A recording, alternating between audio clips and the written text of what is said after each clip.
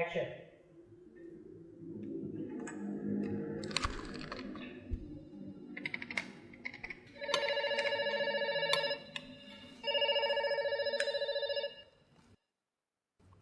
Iya. Halo, selamat siang Pak Ami. Selamat siang. Iya Pak Ami. Saya perkenalkan, nama saya Dimas dari Bank KRUT Pak. Ada apa Mas Dimas? Boleh minta waktunya 2 menit sebentar aja Pak. Saya ada kabar gembira buat Pak. 2 menit ya, tapi nanti kita gantian ya. Oh begitu. Ya Mas Dimas 2 menit, kemudian saya ya, nggak masalah? Oh ya boleh. Boleh. Boleh, nah, silakan Mas Dimas duluan, ya monggo. Begini Pak, ceritanya saya dari Bank KRUT ingin menawarkan Pak, karena ada produk kami yang terbaru dari Bank KRUT, yaitu credit card platinum kami untuk Bapak. Karena kebetulan Bapak yang terpilih jadi calon nasabah kami. Lumayan besar Pak fasilitasnya, banyak sekali. Kita banyak cashback di beberapa merchant yang terbesar di seluruh Indonesia Pak ya. Kemudian kita ada fitur juga yang Bapak bisa melakukan pencairan dana tunai selama sedikitnya 30 juta dan paling cepat 2 hari Pak pencairannya. Berapa hari? 2 hari. Masya Allah ya. Ya, iya Pak, betul Pak. Dan ini pencairan ini langsung kita bantu secepatnya begitu Bapak ajukan begitu. Gimana Pak? Bapak tertarik? Apalagi ini belum ada bebasan annual fee tahunannya Pak. Baik. Sebelumnya saya boleh tanya dulu ya? Boleh Pak. Nggak masalah ya? Baik. Mas Dimas Muslim? Saya, iya Pak, betul Pak. Alhamdulillah ya, kita sama-sama Muslim. Mas Dimas pernah dengar nggak tentang riba? Iya, pernah dengar maksudnya. Iya. Pernah kebayang bahaya riba nggak? Bahaya riba? Iya tahu Pak. Mungkin pernah dengar hadisnya atau ayat Qur'annya? Pak. Tapi Pak, Abi bagaimana? Masih tertarik Pak dengan kartu kredit platinum kami Pak? Nanti kita lanjutkan. Saya boleh cerita dulu? Ya boleh. Ya. Jadi gini Mas Dimas. Coba Mas Dimas bayangkan kalau ada orang yang berzina sama ibunya. Kira-kira respon masyarakat gimana? Semua orang sepakat jelek ya. Gimana? Maksudnya gimana Pak? Kalau misalnya ada orang yang berzina sama ibunya, semua orang akan menganggap dia melakukan perbuatan yang maksiat. Ya bejat itu Pak. Wah, bejat sekali ya. Bejat Pak.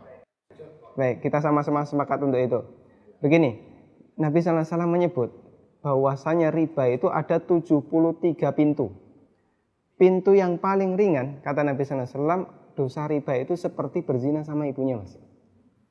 Itu nilai dosa riba yang paling ringan. Coba kalau Anda tadi tawarkan 30 juta, itu berapa nilai ribanya? Ya, tapi kan... Saya lanjutkan boleh? Ya, kita lanjutkan dulu ya. Saya sebutkan, ini ada beberapa fase kehidupan manusia. Orang yang makan riba semuanya mendapatkan azab dari Allah. Pertama, ketika di dunia, orang yang makan riba itu ditantang perang oleh Allah. Coba Mas bayangkan. Kata Allah Subhanahu wa taala, ya ayyuhalladzina amanu taqullaha wa dharu ma baqiya minar riba. Wahai orang yang beriman, bertakwalah kepada Allah dan tinggalkan semua bentuk riba. Fa in lam taf'alu fa'dzanu biharbi minallahi wa rasulih. Kalau kamu masih ngeyel, enggak mau meninggalkan riba, umumkan perang dengan Allah dan Rasulnya. Coba, kalau kita ditantang perang oleh Allah dan Rasulnya, kira-kira ada enggak peluang untuk menang? Enggak ada ya? Ampun Pak. Ini yang pertama. Yang kedua, orang yang mati dalam kondisi membawa dosa riba, makan riba, nanti dia akan dihukum di kuburan dalam bentuk berenang di sungai darah. Masya Allah, berenang di sungai darah. Kata Nabi SAW, beliau pernah menceritakan mimpinya, dan mimpi beliau itu wahyu.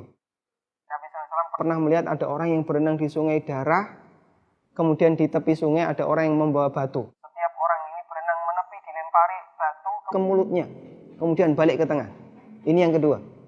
Di alam kubur, dia mendapatkan azab berupa berenang di sungai darah. Yang ketiga. Masih ada yang ketiga Pak? Iya. Siap mendengar? Masih sanggup mendengarkan? Iya Pak. Iya, tapi saya lanjutkan ya. Iya Pak. Tapi ketika orang ini dibangkitkan oleh Allah dari alam kubur, dia dibangkitkan dalam kondisi sempoyongan, Mas. Allah Subhanahu wa taala bercerita, alladzina ya'kuluna riba la yaqumuna illa kama yaqumul ladzi yatakhabbathu syaitan minal mas. Orang yang makan riba, mereka akan dibangkitkan pada hari kiamat dalam kondisi sempoyongan seperti orang yang kerasukan. Iya, Pak. Artinya yang lain berjalan normal, dia sendiri sempoyongan. Menyakitkan. Kemudian yang keempat, tadi sebelum hisab ya, ketika dia dibangkitkan sebelum hisab, dia sudah disiksa. Yang keempat setelah dihisab, orang yang makan riba itu kan makan harta haram ya. Iya, Pak. Makan harta haram, kita sepakat itu. Kalau kemudian daging kita tumbuh dari sesuatu yang haram, berhak nggak dapat surga?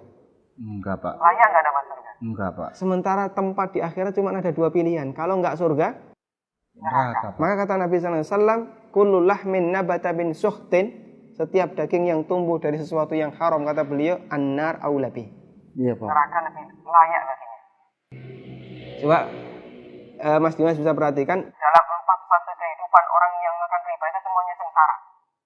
Ketika masih hidup di dunia dia ditantang perang oleh Allah. Ketika mati dia berenang di sungai darah. Iya, Pak. Ketika dibangkitkan dalam kondisi sempoyongan, setelah hisab dia ditempatkan di neraka. Iya, Pak. Masya Allah. Masih ada tawaran yang lain? Ampun, Pak. Masih dilanjutkan? Ampun, Pak. Mas Dimas bisa renungkan Iya, Pak. beberapa poin yang tadi saya sampaikan. Iya, Pak. Nanti kalau misalnya ada sesuatu yang belum jelas, tidak masalah, hubungi saya lagi. Iya, Pak. Kita akan lanjutkan diskusi tentang riba. Iya, Pak. Bisa? Bisa, Pak. Ya, terima kasih ya. Assalamualaikum. Waalaikumsalam.